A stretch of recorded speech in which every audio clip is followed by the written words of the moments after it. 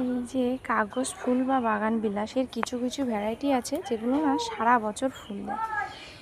এই দেখো কিছুদিন পর পর এই গাছটাতে কত সুন্দর ফুল দিয়েছে, দেখো ফুলে ভরে আছে। এদের জন্য কিন্তু বাগান সব সময় আমার রঙিন হয়ে থাকে।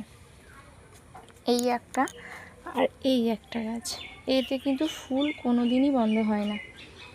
এত সুন্দর ফুল।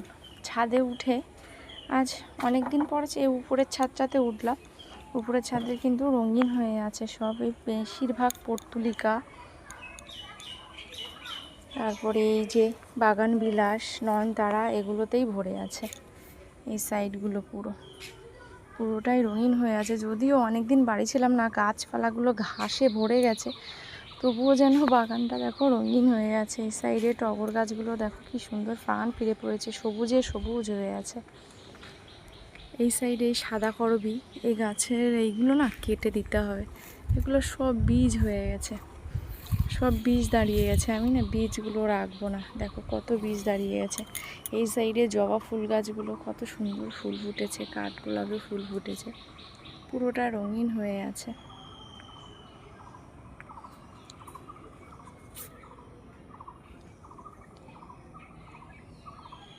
সুন্দর, কিন্তু খুব এলোমেলো হয়ে আছে জায়গাগুলো, একটু পরিষ্কার পরিচ্ছন্ন করতে হবে।